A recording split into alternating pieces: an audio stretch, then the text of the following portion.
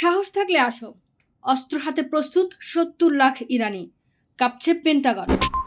মধ্যপ্রাচ্যের রণাঙ্গনে আমেরিকা ও ইসরায়েলের সাম্রাজ্যবাদী দম্ভ আজ আক্ষরিক অর্থেই এক সুপ্ত আগ্নেয়গিরির মুখে এসে দাঁড়িয়েছে। গত ২৮ ফেব্রুয়ারি থেকে শুরু হওয়া বর্বরচিত হামলায় প্রায় ২,০০০ নিরীহ ইরানিকে হত্যা করে তারা ভেবেছিল লাশের পাহাড় গড়ে তারা প্রতিরোধ ভেঙে দেবে।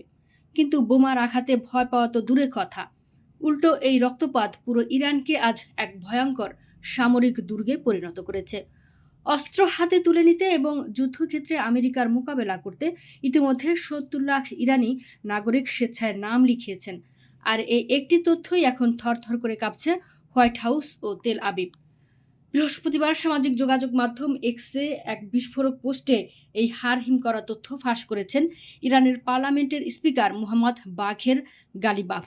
তিনি অত্যন্ত গর্বের সঙ্গে জানিয়েছেন, কোনো জোর জবস্তি ছাড়াই স্বতঃস্ফূর্তভাবে লাখ লাখ ইরানি নাগরিক জাতির প্রতিরক্ষায় রুখে দাঁড়াতে প্রস্তুত। শুধু পরিসংখ্যান দিয়েই তিনি থামেননি, আমেরিকা ও ইসরায়েলকে সরাসরি চ্যালেঞ্জ ছুড়ে দিয়ে গালিবাফ লিখেছেন, আপনারা আমাদের ঘরে আক্রমণ করতে এসেছেন, আসুন এখানে আপনাদের পুরো পরিবারের সঙ্গেই দেখা হবে।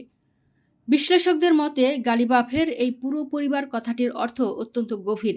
এর মানে হলো ইরানের মাটিতে পা রাখলে মার্কিন সেনাদের শুধু সামরিক বাহিনীর সঙ্গেই লড়তে হবে না, বরং প্রতিটি ঘরে ঘরে থাকা সাধারণ মানুষ, নারী ও তরুণদের প্রতিরোধের মুখে পড়ে তাদের জ্যান্ত কবর রচিত হবে।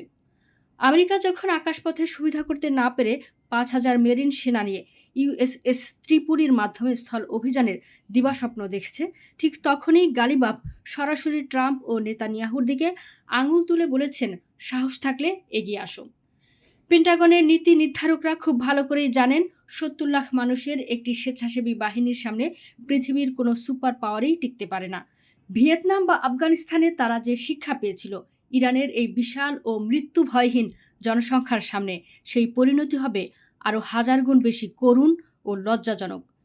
গত এক মাসের যুদ্ধে আমেরিকা ও ইসরায়েল তাদের সর্বাধুনিক প্রযুক্তি ও বিলিয়ন ডলারের মিসাইল ব্যবহার করেও ইরানকে নতজানু করতে পারেনি। উল্টো এই যুদ্ধ আজ মধ্যপ্রাচ্যের বিভিন্ন দেশে ছড়িয়ে পড়েছে এবং হরমুজ প্রণালী থেকে শুরু করে লোহিত সাগর পর্যন্ত দখলদারদের টুটি চেপে ধরেছে প্রতিরোধ অক্ষ।